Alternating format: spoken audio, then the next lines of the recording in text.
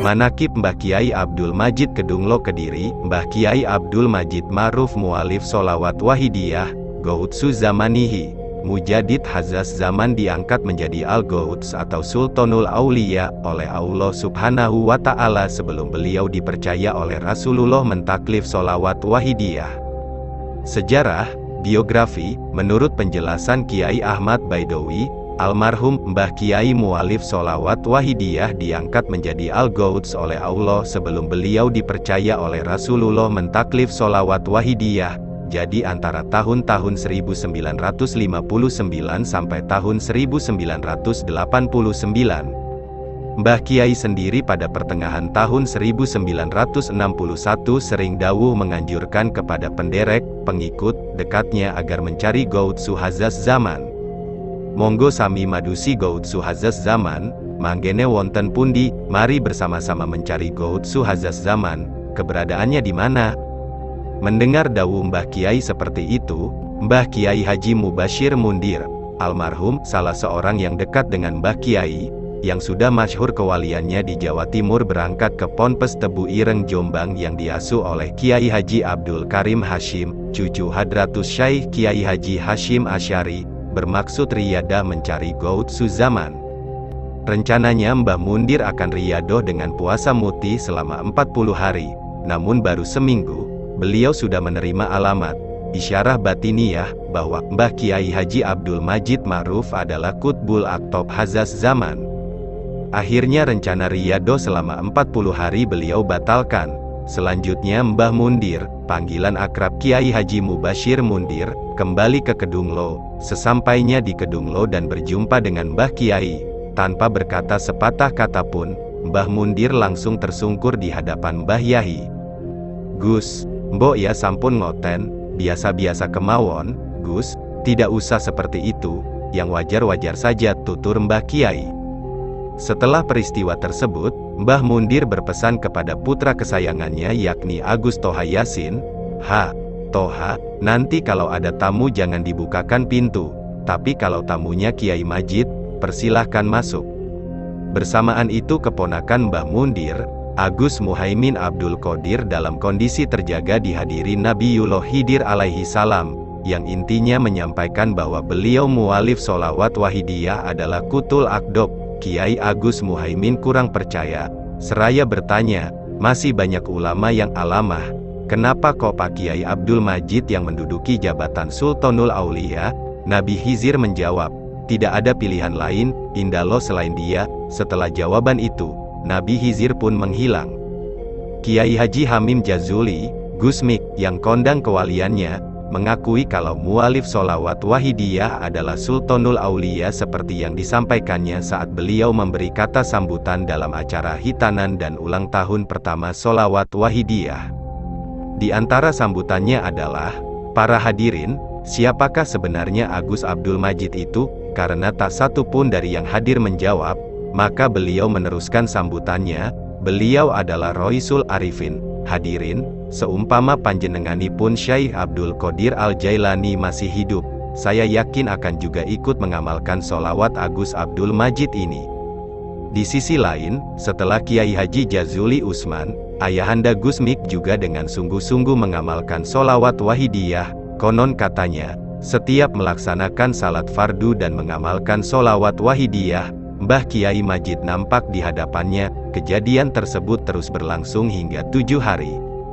Sementara itu Ibu Nyai Jazuli mengungkapkan, ketika membaca Sholawat Wahidiyah mendengar suara gaib yang menyatakan dengan jelas bahwa Kiai Abdul Majid adalah Ghoutsu Hazas Zaman, berulang-ulang sampai 3 kali.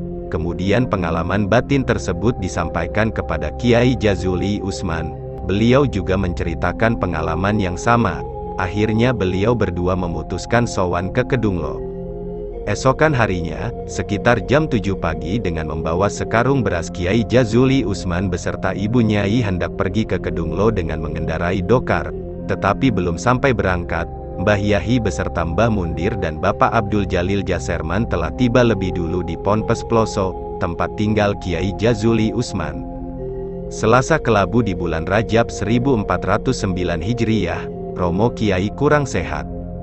Romo Kiai lagi gerah, Kabar itu segera menyebar ke seluruh peserta Mujahadah Kubro di bulan Rajab tahun 1989. Kontan saja resepsi Mujahadah Kubro memperingati Isra Miraj Nabi Muhammad serasa lain dari biasanya. Suasana syahdu terasa sangat melingkupi hari-hari Mujahadah Kubro. Apalagi pada malam pertama, kedua dan ketiga Mbah Yahyi tidak miyos, tidak hadir secara langsung ke arena Mujahadah untuk menyampaikan fatwa dan amanat. Pada malam terakhir, sebenarnya Mbah Kiai sudah melimpahkan pengisian fatwa dan amanah kepada putra lelaki pertamanya, Kanjeng Romo Kiai Haji Abdul Latif Majid. Tetapi para pecintanya sangat merindukan Mbah Kiai hadir di tengah-tengah peserta untuk mendengarkan fatwa terakhir beliau. Kemudian wakil dari peserta menyampaikan kepada Mbah Nyai akan kerinduan dan kecintaan para pengamal kepada Mbah Kiai. Akhirnya Mbah Nyai sowan kepada Mbah Kiai agar Mbah Yahyi berkenan menyampaikan fatwa dan amanat terakhirnya. Puji syukur alhamdulillah, karena kasih dan sayang Mbah Kiai kepada pengamal, beliau berkenan menyampaikan fatwa dan amanat terakhir di malam terakhir pelaksanaan Mujahadah Kubro, meski dari dalam kamar di dalam rumah beliau tengah. Pada kesempatan tersebut beliau memberikan ijazah sholawat wahidiyah kepada seluruh hadirin untuk diamalkan dan disiarkan dengan kalimat Ajastukum bihazihi sholawatil wahidiyah fil amali wan nashri, yang artinya, aku ijazahkan kepadamu sholawat wahidiyah ini untuk diamalkan dan disiarkan, diijazahkan kepada yang lain. Siapapun yang mendapat sholawat wahidiyah dari mana saja dan dengan cara apapun mendapatkannya dan dari siapapun memperoleh sholawat wahidiyah, silahkan untuk diamalkan. Tidak pandang bulu, siapapun yang mau, boleh mengamalkan tanpa ada batasan suku, golongan, ras, bangsa, agama, umur dan jenis kelamin, tanpa ada bayat dan syarat-syarat apapun. Ijazah mutlak dan bersifat umum, luas, dan dipermudah, dengan dasar ikhlas tanpa pamrih. Setelah diamalkan sendiri sangat dianjurkan agar supaya disiarkan kepada keluarga, teman, dan masyarakat luas tanpa pandang bulu dan golongan, siapapun yang mau pada umumnya dengan ikhlas, sebaik-baiknya dan sebijaksana mungkin. Hadis Rasulullah, sampaikanlah apa yang datang dariku walaupun hanya satu ayat. Hadis riwayat Bukhari dan Tirmidzi dari Ibnu Umar. Setelah itu, kondisi kesehatan beliau semakin berkurang. Walau demikian beliau masih juga berkenan mengisi pengajian Ahad pagi dari dalam. Begitulah Mbah Kiai, di saat-saat terakhir hayatnya, beliau masih membimbing dan mentarbiyah pendereknya. Mengenai siapa di antara putra-putra beliau yang kerap disebut, sebagaimana yang diceritakan oleh Kiai Rahmat Sukir dari penuturan Mbah Nyai, pada detik terakhir menjelang wafatnya, yang dipanggil-panggil Mbah Yahyi adalah Agus Latif, Kanjeng Romo Yai Abdul Latif. Saat itulah, Kanjeng Romo Kiai Abdul Latif memohonkan maaf segenap keluarga dan seluruh pengamal sholawat wahidiyah kepada Mbah Kiai. Ya, jawab Mbah Kiai. Tak lama berselang, saat itu Selasa Wage tanggal 7 Maret tahun 1989 atau 29 Rajab 1409 Hijriyah, jam 10.30 waktu Indonesia Barat, Sang Warasatul Anbiya, Al-Gauts, Sultanul Aulia, Al-Arif Billah Kiai Haji Abdul Majid telah ridho dan diridhoi menghadap Allah Subhanahu wa Ta'ala. Tak ada tangis yang meledak, hanya awan kedukaan begitu kelabu menyelimuti Selasa itu, dan perlahan-lahan air mata pun menetes di bumi Kedung Lo Al-Munadara seiring datangnya para tamu dari berbagai penjuru, yang ingin bertakziah dan menyampaikan penghormatan terakhir kepada seseorang yang alim, namun tidak pernah menampakkan kealimannya. Semakin senja para peziarah semakin membanjir, salat jenazah pun dilaksanakan secara bergilir, karena masjid sudah tidak menampung jumlah jamaah.